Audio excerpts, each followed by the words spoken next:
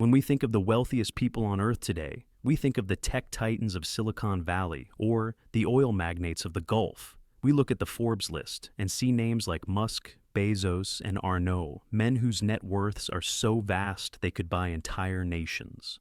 We are told that we are living in a second Gilded Age, a peak of human accumulation that the world has never seen before. But this is the version of history written for the present. It is the version that suffers from the chronological arrogance of the modern world. If you want to understand the true scale of wealth, you have to look past the digital billions and the stock options of the 21st century. You have to peel back the layers of time and look at the world when the concept of money was not a line of code on a screen, but the physical ownership of the earth itself. Because in the cold, hard light of the historical ledger, today's billionaires are not the masters of the universe. They are merely the inheritors of a system that was perfected by men whose wealth was so immense it didn't just influence governments, it owned them. To understand how a single human being can possess more wealth than the rest of the planet combined, we must travel back to a time when the boundaries between a personal bank account and a national treasury did not exist.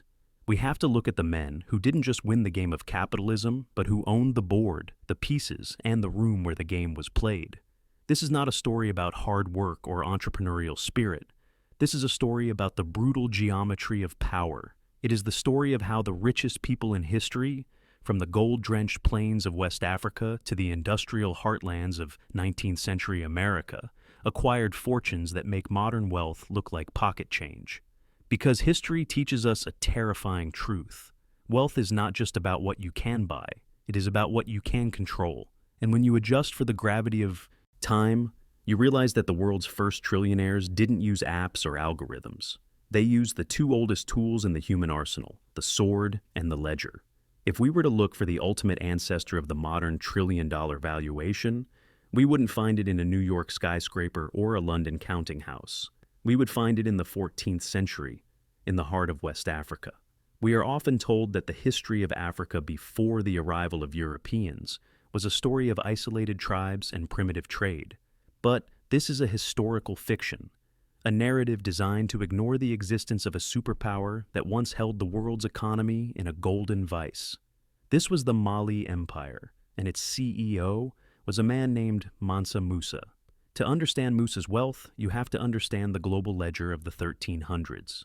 Europe was a backwater, a continent shivering through the Little Ice Age and the onset of the Black Death. Its currencies were debased and its treasuries were empty. But in the markets of Venice, Cairo, and Baghdad, there was a desperate, insatiable hunger for one thing: gold. And Mansa Musa sat on the source. At its peak, the Mali Empire was the world's largest producer of gold. It wasn't just a resource, it was a monopoly. Musa didn't just have a lot of money, he was the money supply. When he embarked on his famous pilgrimage to Mecca in 1324, he didn't travel with a suitcase. He traveled with a mobile city. The historical accounts describe a caravan of 60,000 men. Every single one of his 12,000 slaves was draped in Persian silk and carrying a staff of solid gold. He brought with him 80 camels, each burdened with 300 pounds of gold dust. In today's market, that is a walking treasury worth billions, but in the 14th century, it was something far more dangerous. Musa committed the ultimate sin of a central banker. He flooded the market. When he arrived in Cairo, he spent gold with such reckless abandon, handing it out to the poor, buying every luxury the markets had to offer, that he physically broke the Egyptian economy. He stayed for 3 months, and by the time he left, the value of gold in the Mediterranean had collapsed. It was the first recorded instance of a single individual causing a regional currency devaluation through sheer personal spending. He had so much wealth that he didn't just buy the goods, he destroyed the value of the medium of exchange. Adjusted for today, economists struggle to even put a number on Musa's net worth. Some say $400 billion, others say his wealth was indescribable, but the number is irrelevant.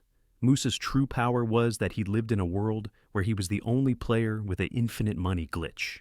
He was a man who could bankrupt a kingdom just by being a generous tourist. But as we see throughout history, wealth of this magnitude is a gravity well. It attracts envy, it encourages decadence, and it creates a dependency that, once the gold stops flowing, leads to a terminal collapse. Musa built a golden age, but he built it on a foundation of a single commodity, a mistake that the empires of the future would repeat to their ruin. If Mansa Musa represented wealth as a force of nature, our next figure represents wealth as a weapon of systemic control. To find the true architect of the modern financial lobby, we have to look at 16th century Germany, at a man whose name has been largely scrubbed from the popular history of great men, but whose signature was on the back of every royal decree in Europe. Jakob Fugger, known to his contemporaries, simply and terrifyingly, as the rich. We are taught that the Renaissance was a period of artistic flowering and religious upheaval. We are told of the power of the Habsburgs and the divine right of kings. But the ledger tells a different story. It tells us that the crowns of Europe were not bestowed by God. They were leased from a counting house in Augsburg. Jakob Fugger was the first true forensic billionaire. He didn't just trade goods, he traded in the insolvency of states. He understood a brutal economic truth that remains the foundation of global power today. A king with an army is dangerous, but a king with a debt is a servant. Fugger's business model was a predatory masterclass. He would lend massive sums to European monarchs to fund their endless ego-driven wars. When they inevitably couldn't pay him back in gold, Fugger didn't send debt collectors, he sent accountants. He took repayment in the form of concessions, the rights to silver mines in Tyrol, mercury mines in Spain, and the tax farming rights of entire provinces. He effectively privatized the sovereign functions of the state. By 1519, Fugger held the ultimate margin call over the Holy Roman Empire. When the Emperor Maximilian I died, the throne was up for grabs.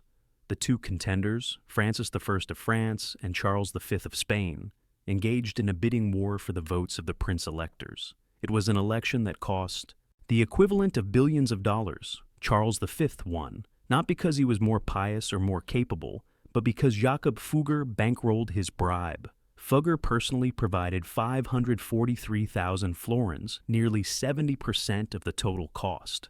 After the election, Fugger wrote a letter to the new emperor that should be studied by every student of political science. He didn't bow, he didn't plead. He reminded Charles that, "It is well known that your imperial majesty could not have gained the Roman crown without my help."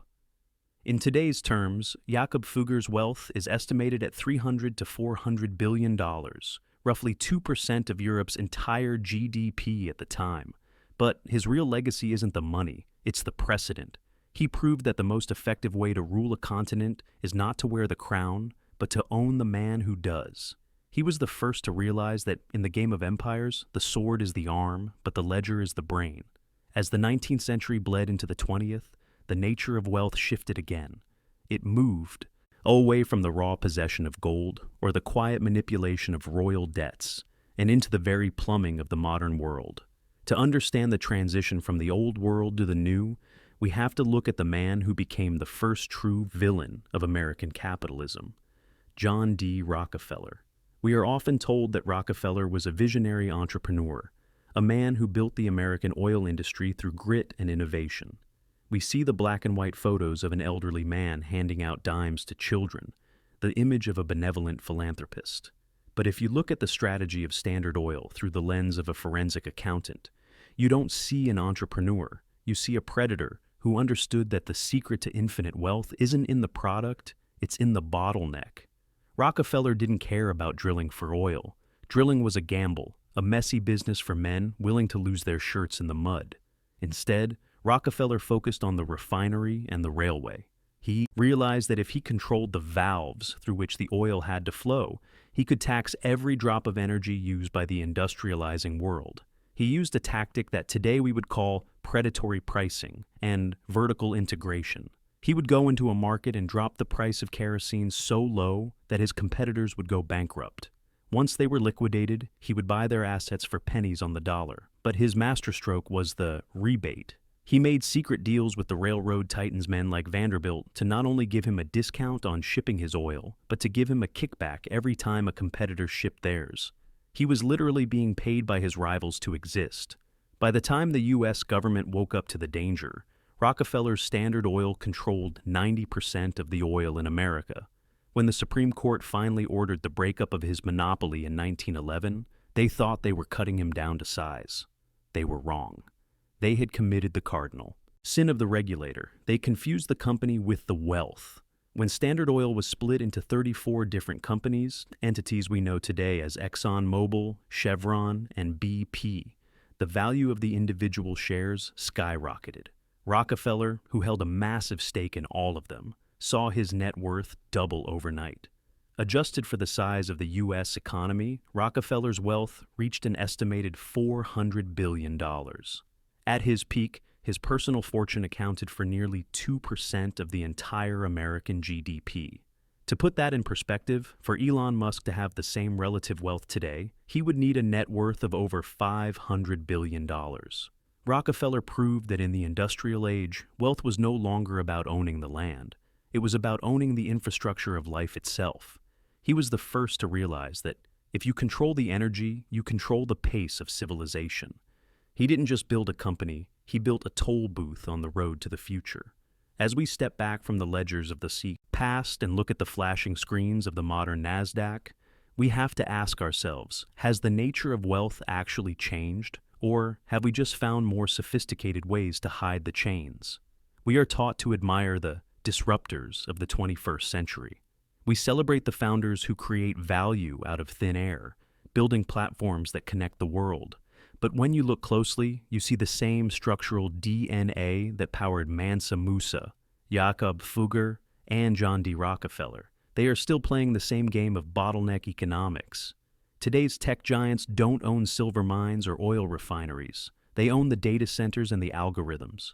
They don't lease crowns to kings. They lease the attention of billions to advertisers. But the result is the same, the privatization of the infrastructure of human life. The lesson of history is that extreme wealth is never just about money. It is a form of gravity. It distorts everything around it, law, politics, and the very concept of truth. Whether it's the Spanish Empire drowning in silver or the Soviet Union choking on its own oil, the pattern is consistent. When a nation or an individual becomes too wealthy, they stop producing and start extracting. They stop innovating and start rent-seeking. We look at the billionaires of today and we see net worth. But history sees a liability. Because every massive fortune in history has eventually been liquidated, the gold of Mali was scattered, the Fuggers' loans were defaulted upon, and the Standard Oil Trust was shattered. The cinematic history of wealth isn't a story of accumulation. It's a story of entropy. It teaches us that the only thing more dangerous than being poor is being so rich that you believe you are immune to the laws of mathematics. In the end, the richest people in history weren't just men with large bank accounts. They were the architects of the systems that eventually outlived them, and often the architects of the very collapses that followed. As we look toward a future of trillion-dollar companies and orbital colonies, we should remember the lesson of the ledger. Sovereignty is not about how much you have. Sovereignty is about solvency. And in the long run, history always settles its accounts. This is the Wealth History Tales channel. Subscribe now to stay ahead of the curve, because when the history books are written, you'll want to be among the few who saw the margin call coming.